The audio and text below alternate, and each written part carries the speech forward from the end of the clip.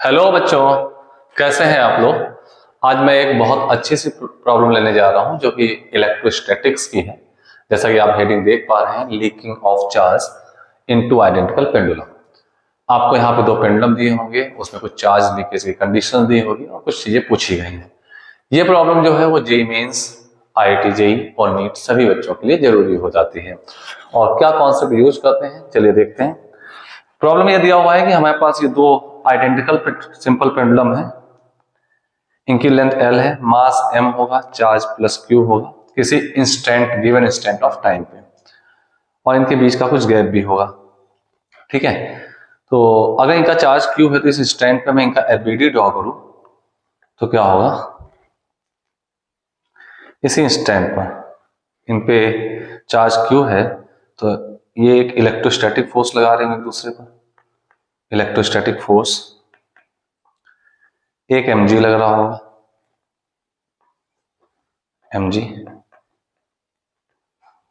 और एक टेंशन लग रहा हो इस डायरेक्शन पे। वैसे मैं आपको क्लियर कर दूं, आप ये एक इक्विलिब्रियम की प्रॉब्लम नहीं है। सामान्यतः आप इसमें जो जनरली प्रॉब्लम पढ़ते हैं उसमें दो आइडेंटिकल पेंडुलम दिए होते हैं, कुछ चार्ज दिया होता है, लेंथ दी होती है, मास दिया होता है, इनके बीच का गैप वगैरह या एंगल वगैरह पूछा जाता है। बट यहां मैं ऐसा नहीं करने जा रहा हूं। आपसे क्वेश्चन कर रहा है charge is leaking, charge is leaking with constant rate, with constant rate, कुछ कांस्टेंट रेट आप मान लीजिए, उसको कुछ अल्फा कह दिया गया।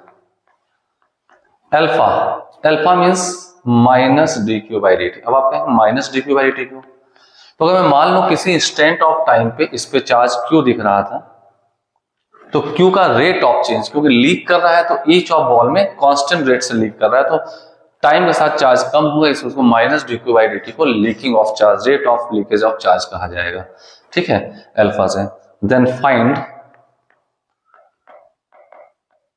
Relative velocity between them, relative velocity between them, velocity between them, इनके बीच की रिलेटिव वेलोसिटी निकालनी है। तो अगर ये अभी इक्विलिब्रियम पे तो रुके होंगे, अचानक से इसमें चार्ज लीक करने लगा तो इनका इलेक्ट्रोस्टैटिक रिपल्सन कम होने लगा, तो ये एक दूसरे के पास आने लगेंगे, यानी कि स्ट्रिंग के बीच का एंगल जो होने लगेगा, ये एंगल जो है वो कम होने लगेगा। ये ऐसे और ये ऐसे पास आने लगेगा। मैं दो पेन से आपको दिखाता हूं, इस टाइप से। अभी पेंडुलम ये ऐसे है, अगर इक्विलिब्रियम मेंटेन है तो इस टाइप से होंगे। जैसे से इनके चार्ज लीक करेगा तो ये एक दूसरे से पास आने लगेंगे। इनके पास आने की रिलेटिव वेलोसिटी क्या होगी वो आपसे पूछी गई है। ठीक है, तो क्या कॉन्सेप्ट हो सकता है, सपोज हम मान लेते हैं इस समय इनके बीच का ये गैप जो है वो x है। ये मैंने किसी instant t equal to t पे बात कर ली है। ईच ऑफ पेंडुलम में कुछ शुरुआती दौर पे चार्ज रहा होगा, बट इस समय इन पे चार्ज q है और वो एक कांस्टेंट रेट से लीक कर रहा है। चार्ज q है और इनके बीच का गैप x है, ध्यान दीजिएगा। तो इलेक्ट्रोस्टैटिक फोर्स आपके पास रिपल करेगा, mg डाउनवर्ड होगा, और इसमें भी अगर मैं टेंशन दिखाऊं तो ये टेंशन ऐसे होगा, ये राइट। अगर मैं आइडेंटिकल पेंडुलम है इसको यहां से ड्रॉ कर दूं ऐसे, तो ये ईच ऑफ डिस्टेंस x/2 हो जाएंगे। ये दोनों डिस्टेंस x/2 होंगे। इस पॉइंट को कुछ मान लेता हूं, ऊपर पॉइंट ऑफ सस्पेंशन को O ले लूं। ये पेंडुलम हमारा B था, ये A था, और इस पॉइंट को कुछ C मान लेता हूं, सेंटर, राइट। डायग्राम थोड़ा सा जूम कर लेता हूं मैं, इस टाइप से। क्लियर? अब देखें यहाँ क्या क्या इक्वेशन लिख सकते हैं इस इंस्टेंट पर, राइट। तो अगर मैं देखूं तो यहाँ पे t के दो कंपोनेंट टूटेंगे। एक, अगर मैं एंगल को थीटा मान लूं, दिस एंगल थीटा, तो ये भी थीटा होगा। थीटा ये कंपोनेंट हो जाएगा t cos थीटा, और ये हो जाएगा t sin theta, t cos theta and t sin theta. तो t sin theta electrostatic force को बैलेंस करेगा और t cos थीटा जो है वो mg को बैलेंस करेगा। तो चलिए हम ये कर लेते हैं। ठीक है, तो मैंने इस डायग्राम को जूम इन किया था, तो यहां से हमें इक्वेशन क्या मिल जाएगी, t sin theta balance by electrostatic force, t cos theta balance by mg, एक इक्वेशन। दो इक्वेशन। आपको बीच का x कुछ दिया नहीं था, हमें l दिया था, हमें इसको कन्वर्ट करना होगा। तो हम कुछ चीजें कन्वर्ट कर लेते, t sine theta equal to F E होगा k q1 q2 उस इंस्टेंट चार्ज पे, तो q square by 2r, k q1 q2 by r square, r इनके बीच का गैप जो x दिया हुआ है तो x स्क्वायर हो जाएगा, k q1 q2 by r square. ठीक है, इनके बीच का इलेक्ट्रोस्टैटिक फोर्स हो जाएगा, राइट।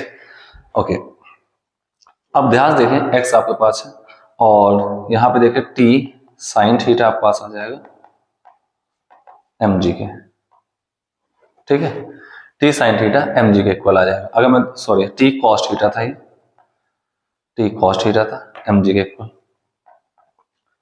अब दोनों को डिवाइड कर दूं तो हमारे पास tan थीटा क्या आ जाएगा, दोनों को अगर मैं डिवाइड कर दूं तो tan थीटा हमारे पास क्या आ जाएगा, tan theta equal to k q square by x square into mg। ठीक है, अब हमें थीटा को भी बदलना है। तो आपको पता है अगर ये ऊपर दिया हुआ एंगल, ये एंगल बहुत छोटे हों तो tan थीटा की मैं बात करूं तो tan थीटा की मैं बात करूं तो tan theta nearly equal to sine theta लिया जा सकता है। तो मैं यहाँ कुछ कंडीशंस लिखूंगा, थीटा इज वेरी स्मॉल तो tan theta nearly equal to sine theta. और अगर आप राइट ट्रायंगल ऊपर देख पा रहे हैं ओ सी बी, तो अगर मैं ऐसे बना दूं, देखिए ऐसे कुछ बन रहा होगा ओ सी बी, बी पे यहाँ पेंडुलम रहा होगा, ठीक है। तो इसमें देखें तो थीटा ये एंगल है तो इसके लिए परपेंडिकुलर इतना हाफ x/2 हो जाएगा और हाइपोटेन्यूज l हो जाएगा। तो ओ सी बी में tan theta nearly equal to sine theta और ये हो जाएगा, ये x/2 है और ये l है और ये एंगल थीटा था तो x/2l हो जाएगा, ये x/2l हो जाएगा, क्लियर है। तो ये आपके पास tan थीटा आ गया, tan थीटा जो हम यहाँ पे पुट कर सकते हैं तो x/2l, x/2l इक्वल टू कितना हो जाएगा हमारे पास, k q square by x square into mg। ठीक है, क्लियर। तो चलिए चेक कर लेते हैं, यहां से इधर ले आए तो x को सिर्फ उधर ले जाते हैं तो यहां हो जाएगा x क्यूब, ये देखिए इस x को इधर ले जाए x cube equal to k upon into 2l upon mg into q square. ये आपके पास रिलेशन आ गया x का, ठीक है। अगर मैं x की बात करूं इसको तो क्यूबिक रूट ले लूं तो x आपके पास आ जाएगा k 2l अपॉन mg की होल पावर 3/2 इंटू क्यू की पावर, सॉरी 3/2 नहीं होगा, यहाँ तो 1/3 होगा ना, क्यूबिक रूट ले रहे हैं तो पावर 1/3 इंटू क्यू की पावर 2/3, ये हो गया x का रिलेशन। हो सकता है हमें रिलेटिव वेलोसिटी दी होती तो हम rate of leakage of charge निकाल सकते थे, या rate of leakage of charge दिया होता तो हम रिलेटिव वेलोसिटी निकाल सकते थे। तो खैर हमें rate of leakage of charge दिया तो इसको आप डिफरेंशिएट कर दें, differentiating with respect to time, time के रिस्पेक्ट डिफरेंशिएट करें हमें क्या मिल जाएगा इस इक्वेशन को, dx/dt, dx/dt आपके पास आ जाएगा, ये तो कांस्टेंट था k 2l अपॉन mg की होल पावर 1/3 इंटू क्यू की पावर 2/3 और 2/3 बाहर आ गया, ठीक है, 2/3 बाहर आ गया और ये आपके पास हो जाएगा क्यू की पावर 2/3 माइनस 1, तो ये आपके पास आएगा माइनस का 1/3 इंटू dx dq/dt, ये आ जाएगा ना, ठीक है, राइट। ये आपके पास आ गया। तो ये magnitude of leakage of charge हो, जिसको मैं अल्फा लिख सकता हूँ, ऊपर देखे दिया होगा at a constant rate alpha, ये देखे दिया हुआ है दिस वन, ठीक है। तो magnitude of leakage of charge आ जाएगा, ठीक है। या मैं ऐसा भी कह सकता हूं, मैं दोनों तरफ दिखाऊंगा आपको, अगर मैं दोनों तरफ एक माइनस मल्टीप्लाई कर दूं, यहां भी और यहां भी माइनस, तो ये माइनस के साथ आ गया अल्फा लीकेज ऑफ चार्ज और dx/dt टाइम के साथ साथ x क्या है, इनके बीच का सेपरेशन है, तो ये कम होता जा रहा है, तो इसका भी निगेटिव रेट ऑफ चेंज इनके बीच की रिलेटिव वेलोसिटी बताएगी। तो इनके बीच की जो रिलेटिव वेलोसिटी आएगी वी रिलेटिव, वो एक्स का निगेटिव रेट ऑफ चेंज बताएगा, ठीक है ना। ये एक्स इनके बीच का किसी इंस्टेंट ऑफ टाइम में गैप है, तो ये आपके पास वी रिलेटिव आ जाएगा इक्वल टू कितना आ गया के 2L अपॉन एम जी की पावर 1/3 इंटू 2 अपॉन 3 क्यू की पावर 1/3 है, क्यू की पावर -1/3 नीचे 1/3 हो जाएगा into D Q by D T alpha हो जाएगा। तो ये एक रिलेशन आ जाता है।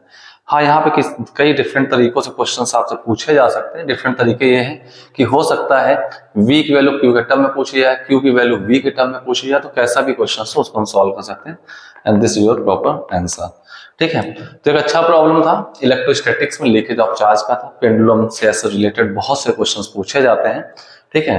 तो ये कैसे निकालना होता है ये आपको पता होना चाहिए।